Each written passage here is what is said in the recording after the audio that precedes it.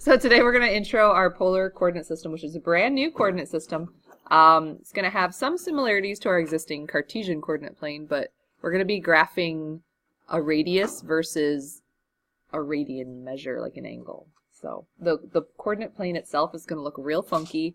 The way we approach how to graph on it is going to be real funky, so it's brand new to everybody.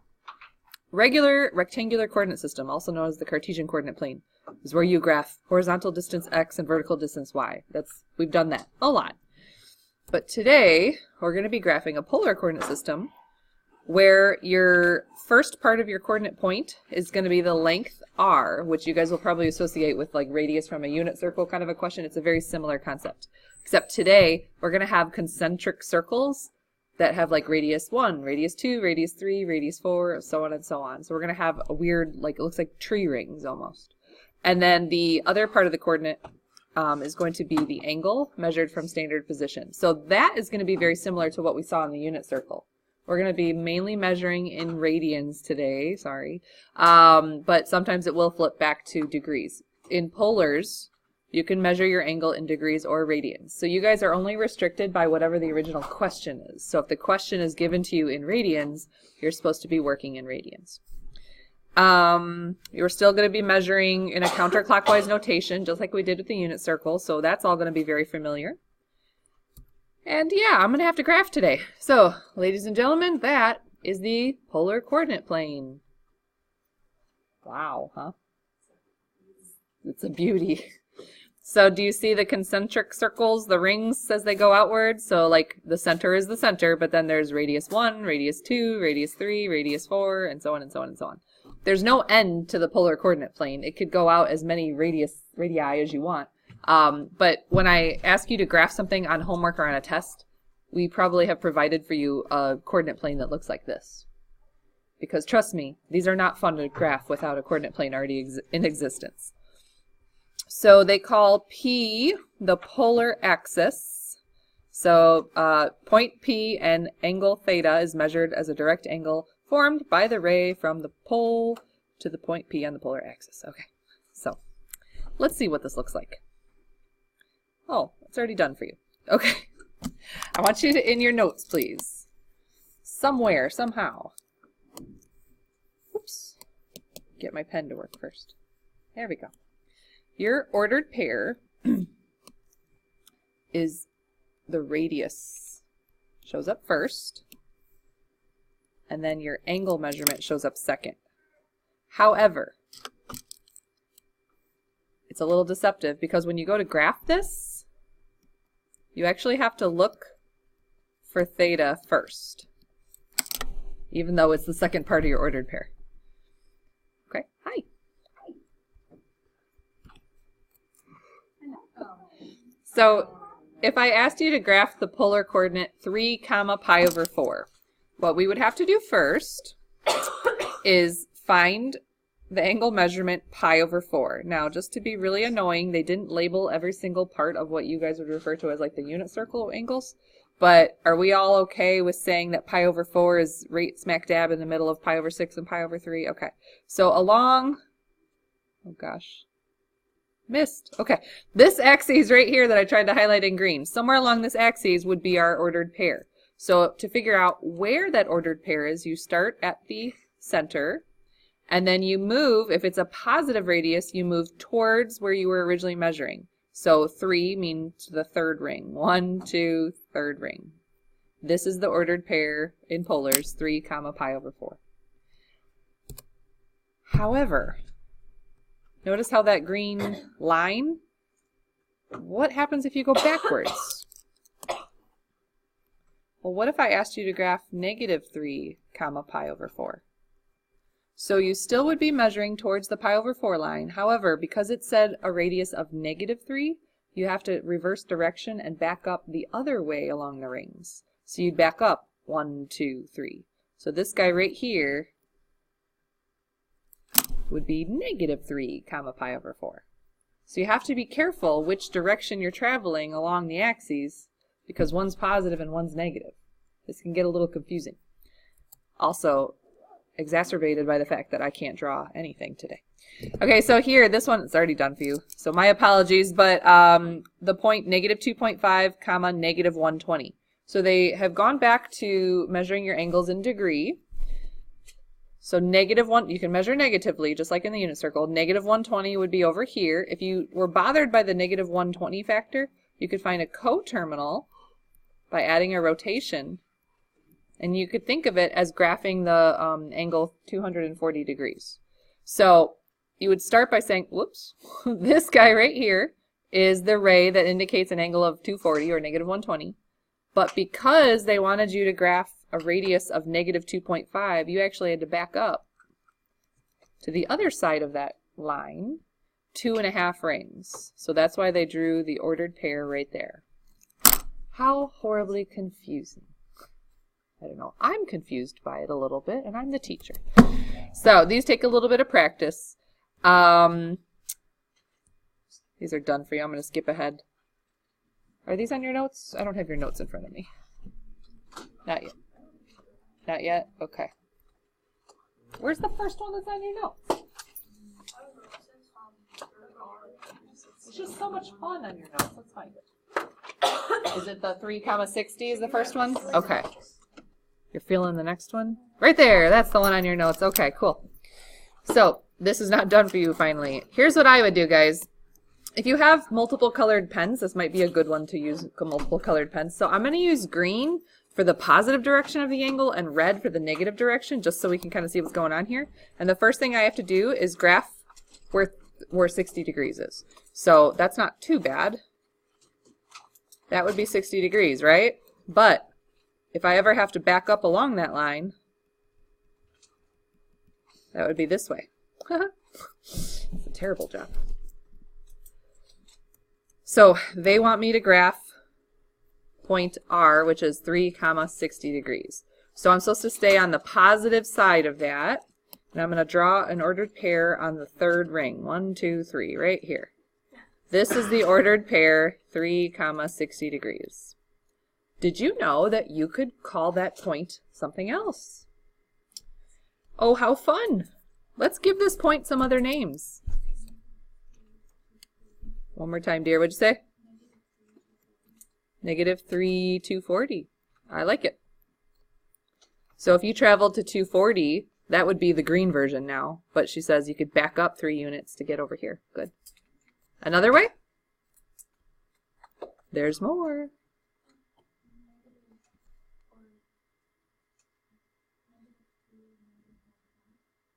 Okay, so -120 for the angle. And then she says back it up 3 units, so -3. Cool. There's one more. There's many, many, many ways, but there's one more that maybe would be a little more obvious. How could you get back to this green one? -300. And then because you're going to be along this part now, you don't have to go negatively for the radius anymore. That would just be a +3. Oh, how fun!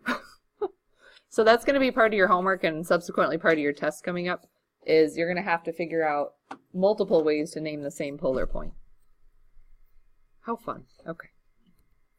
Let's take a look. Okay, radians. Fun, fun. -4π/3. So if it bothers you that your angle is radians and it's negative, you could always find a coterminal. Do you remember how you add a rotation to find a coterminal? Well, what's a rotation in radians? 2π. So that's like 4π/2, right? Oh, but that's stupid because it's over 3. So 6π/3. Yeah, whatever. Yeah, that was me being stupid, world, not the kids. All right, so -4π/3 plus 6π/3, better known as 2π/3. So if you don't like measuring negatively in radians, because I don't either, measure the coterminal. So the coterminal is at 2π/3, which would be this, oh man, this guy, sure. And then if oh gosh, I don't know about you guys, but I really don't like that they don't connect, because I have enough trouble graphing this as it is. This would be the negative side of it. And I shouldn't call that red.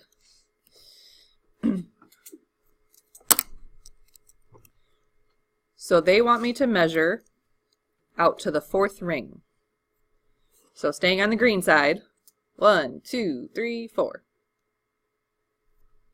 So we already knew that this was secretly 4 comma negative 4 pi over 3. And because of our coterminal work, we also could have named that 4 comma 2 pi over 3. Can you think of a third way to write that? Or actually, there's 2 more ways maybe you could. Will we measure negatively? I think I was hearing it. What would you say? What would this be? Uh-oh. Negative pi over 3? Okay. And then if you start on this side and you got to back it up 4, then we call the r negative 4, huh? All right, who can come up with the other one? 5 pi over 3. So that'd be traveling this way, but either way you're starting here, and then again you're backing up 4 units, or 4 rings. Oh, that was a hoot! Can't wait to do that for homework, right? Let's do one more. I'm going to pause the video. I'm going to freeze my screen. Y'all are going to try to graph this. And if you feel like you're really good at this, maybe you can come up with some alternate names for this. All right, we're going to unfreeze the screen. Did you get it? Awesome. Okay, so I don't really dig the negative angles. I mean, I can work with it if I have to, but the first thing I usually do is I find a graphing friendly angle. So I found the coterminal, which was 210. And I used my green marker and I graphed out to 210. That's the positive direction. But then I used my red marker to back up.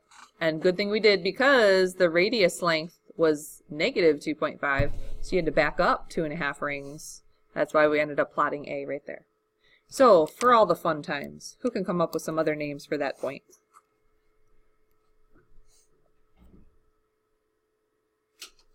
Well, what if 210 and negative 2.5, because you would still have to back up. Okay, come on, pen. All right, what else you got? What if I kept the radius positive? We could use 30 degrees. Cool. And then there is another one. It's kind of weird, though. Yeah, keep it at 2.5 positive, but then I'm hearing if you back up 330 degrees. Oops, negative. All of those ordered pairs in polars would land you in the same spot. It will be a homework question where it says, like, graph this and name it 3 more times. Because why not? Oh, I was a little ahead of the game. Now it talks to you about how to name them 3 more times. So there is a formula out there, guys, and you've maybe already kind of discovered it for yourselves. And I don't know about you, but like I always work better with pictures. So once we had this kind of plotted, and I saw that this red piece was like coming through at 30 degrees, it wasn't really that difficult for me to come up with the other angle because like I could see it. But your book is claiming that if you don't have to draw anything, you can just follow some magical mystical formulas that you're supposed to remember. So it's saying that you could add rotations. Well, yeah. And subtract rotations. Well, yeah. And then it's also telling you that if you want to back up along the other side of the radius, in that case you would only add half of a rotation. So what would half of a rotation be in degrees? Instead of 360, you'd only be adding 180. And then if it's radians, you'd be adding, instead of 2 pi, you'd be adding pi. So they're stating that like if you're having a hard time coming up with these other angle formula or other ordered pair formulas, you could just follow their little secret recipe of like add and subtract 360 and then reverse your radius and then add and subtract 180. But for me, that seems like a lot to remember. So I'm just going to draw it and figure it out. You guys are smart like that. I think you can do it. All right, let's take a look at this is, oh, it is in your notes. Look at that. Okay, so it's already done for you as far as the graphing goes. But what I don't like is they didn't like mark my line up with red and green like I like. So I'm going to go ahead and do that. So 135. Oh boy, that was supposed to be straight. And then 135, if I reverse it, ends up being this the way, which apparently is 315, which, yeah, that makes sense because that's in the 45s family. So now, this is one name for that ordered pair. Give me some more names. What if you kept the radius positive? What's another way to get there?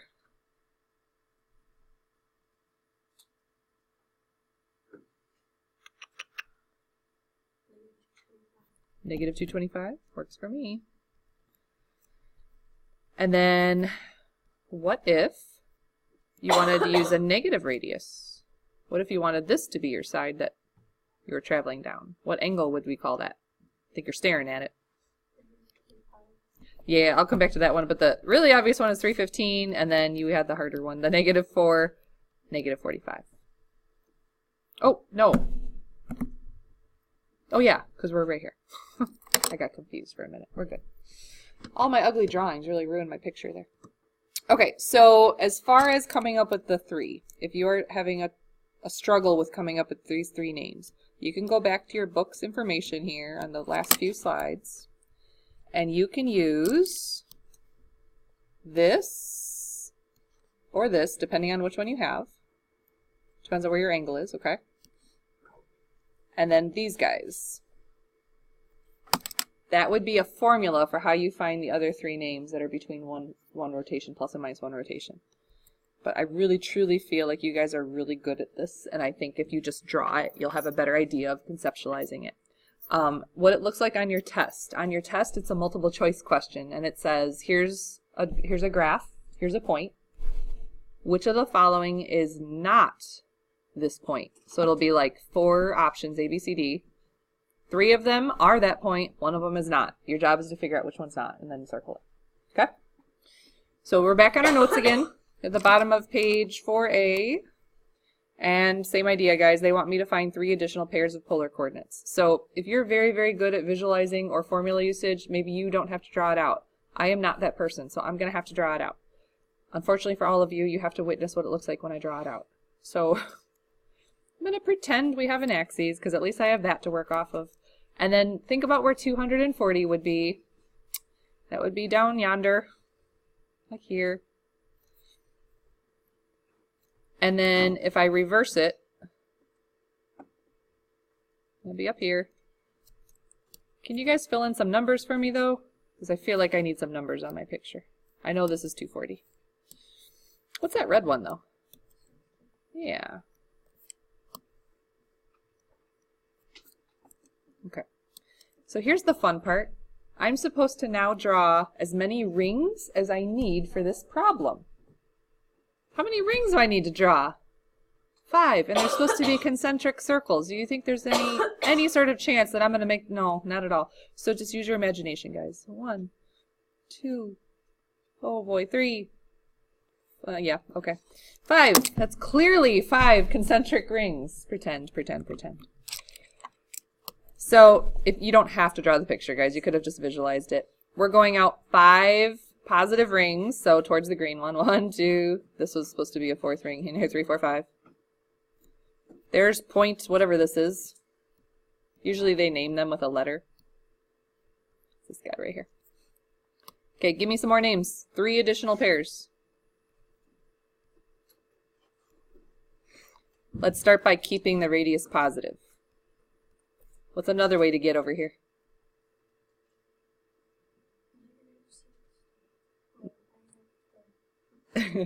Negative, no, I heard. Negative 120? Okay. And then now allow the radius to be negative. So get to the red line. 60 degrees. And then another way. Negative 300. It's okay. It's all the bearings work we've been doing. It's like your brain's going to go crazy thinking about rotations and angles. All right. Oh, and then they really mess with you by giving you radians. So I think I've learned my lesson that maybe I don't draw the circle rings. Maybe I just call the point what it is. Pi over 6 would clearly be over here, which means if I, oh gosh, my pen is like lagging today. So if I go this way, who's this? In like a standard measurement of this. What angle is this? This is pi, so this would be 7 pi over 6. Okay. And I'm supposed to be measuring out to a radius of 2. So pretend there's a ring, pretend there's a ring. I'm right there. Much better. Okay. So here's one way to call that ordered pair. Give me another way. Keep the radius positive.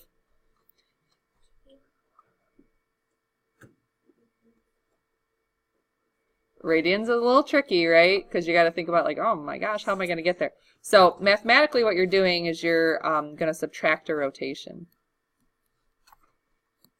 So let's see if I can do it right this time. 12 pi over 6. What's 1 pi over 6 minus 12 pi over 6? Negative 11 pi over 6. Thank you. All right, now if you would allow the radius to be negative 2, that means you could be along the red side this time. So that's a 7 pi over 6. Or negative 5 pi over 6. Very good. Mrs. Gupta's going to love you. Rattling off those radians like nobody's business. All right, so that was tricky, guys. If you're like, oh man, I don't know how she's getting those radian measures. That is the formula that they gave you from the textbook where they were like adding pi, subtracting 2 pi, depending on what you're trying to move to. So fractions can always be done on your calculator. Clearly, your calculus teachers are not going to want you to have to grab the calculator every time you have to do a subtraction fraction problem. So think about getting common denominators every time you do this. I guess that's my message of the day. Move on to the other side of 4. All right, so we're going to start graphing some polar equations. And if you think about our Cartesian coordinate plane, our rectangular system, there's some very basic graphs that you guys learned way back when you were a little child. So one of the first things they have you graph is the line x equals 2. So remember, when you're graphing in the Cartesian coordinate plane, x equals 2 is just a vertical line where every single ordered pair along that vertical line has an x value of 2. The y value keeps changing, but the x is always 2. And then for y equals 3, that would be similar, but on all the y coordinates are coming, or negative 3, excuse me. The y coordinates are coming out to a negative 3 all along that line.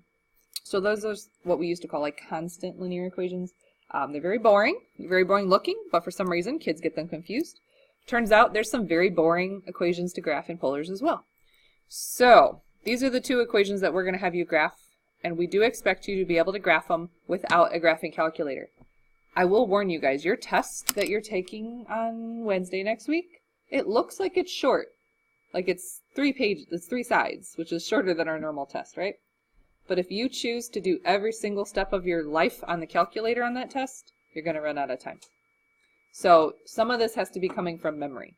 So here's what we're going to learn today, that when we have a simple equation where it says like r equals some constant, this is going to look like a circle, which kind of sort of makes sense, because if I asked you to graph everything where the radius is 2 and you think about the coordinate plane, that would just be the circle, the second circle ring.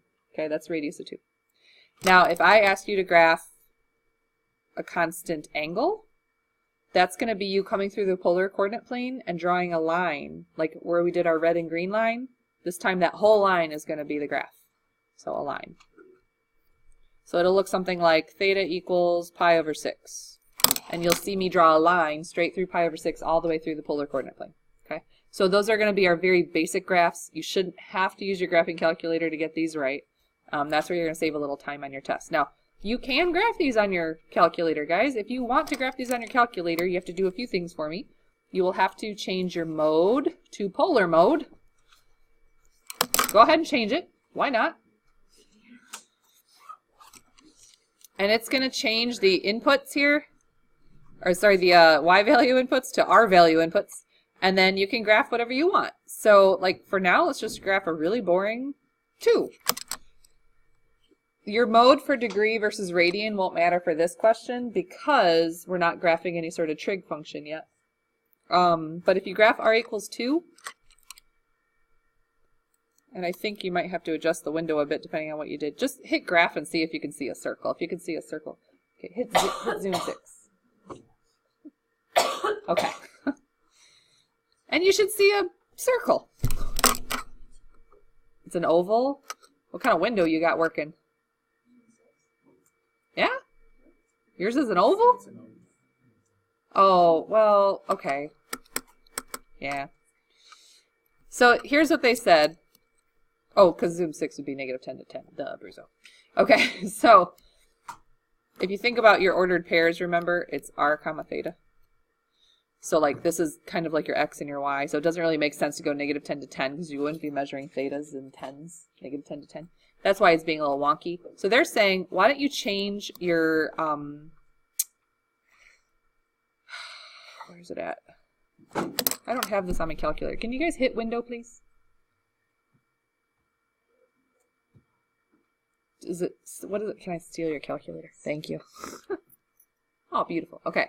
So theta min, theta max.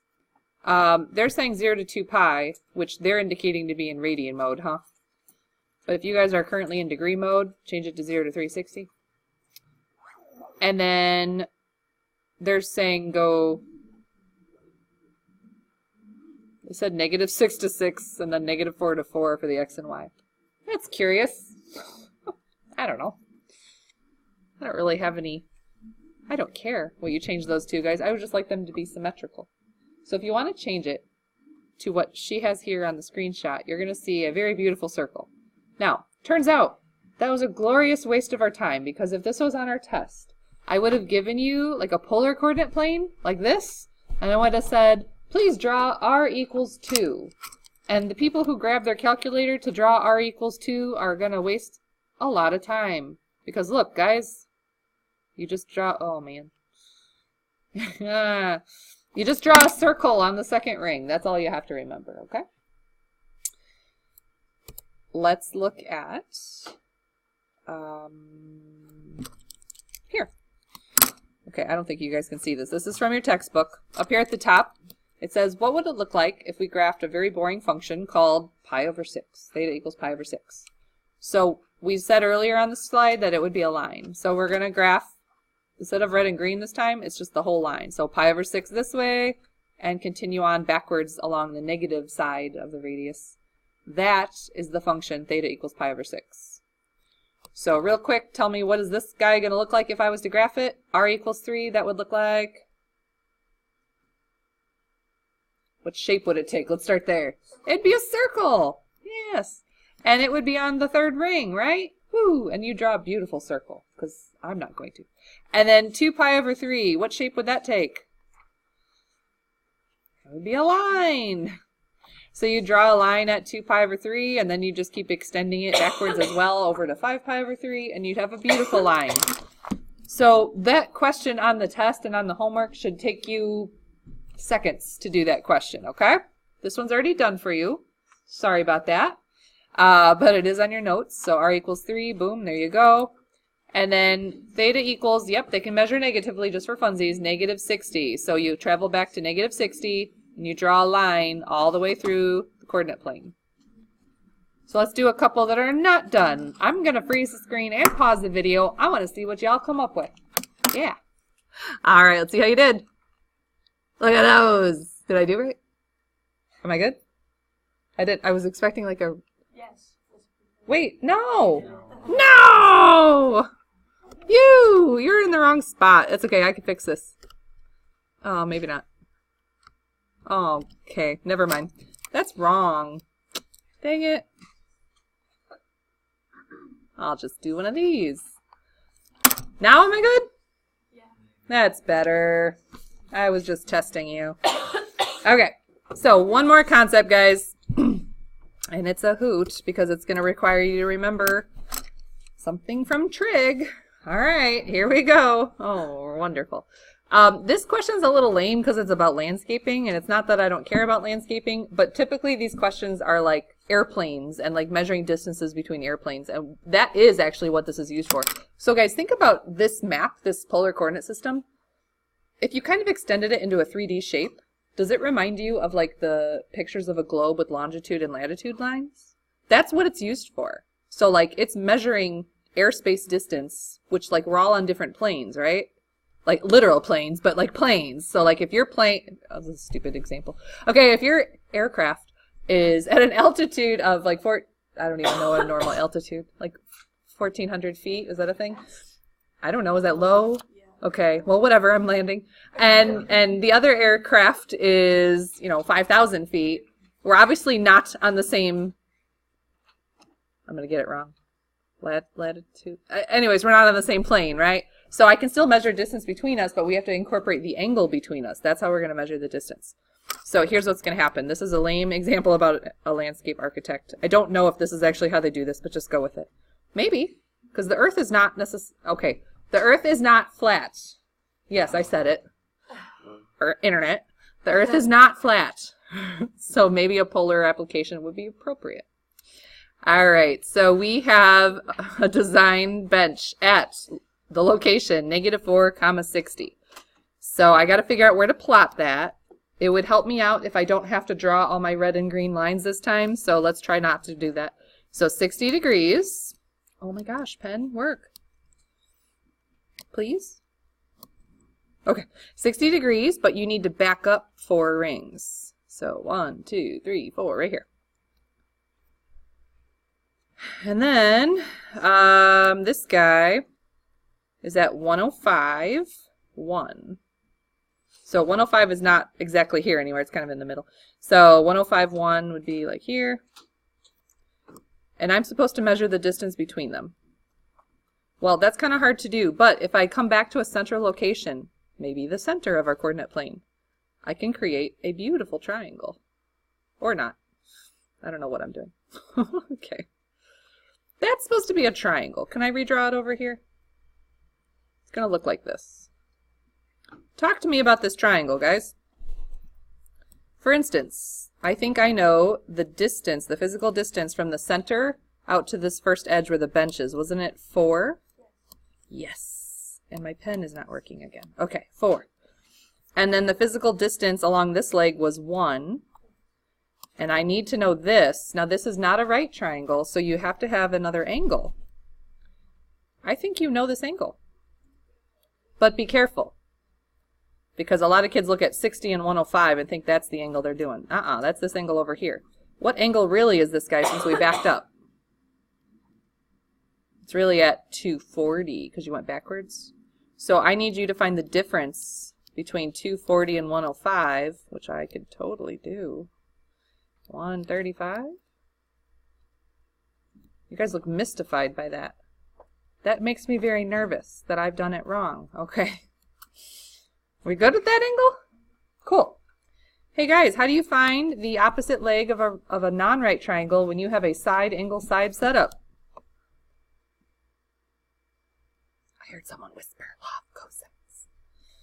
Law of cosines. Now, on your formula sheet, you might see this formula. Guys, I don't use that formula because that's just a really fancy law of cosines. Let's just use law of cosines. So x squared equals 4 squared plus 1 squared minus 2 times 4 times 1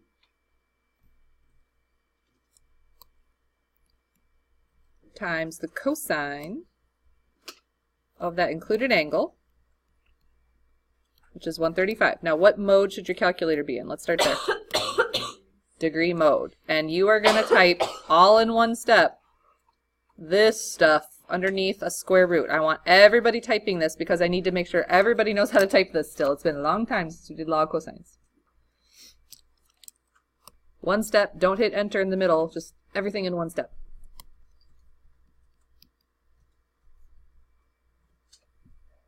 And they didn't actually give me any units here, or did they? Nope, they didn't. Oh, they did. Oh, in feet. Thank you. So 4.75 feet. Anybody else getting that? Just me? Wait, what? 7.6. Oh, my bad. Can't round today, huh? Okay. Did everybody try typing that? Okay, good. Because that's some of the issue that you guys had last time we tested law of cosines was you weren't typing it right. All right, well, good news.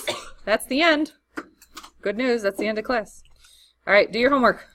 It is probably not that. Let's look. I bet it's different. So page 430? No. 538. Okay, this is not quite the assignment. Let me fix it.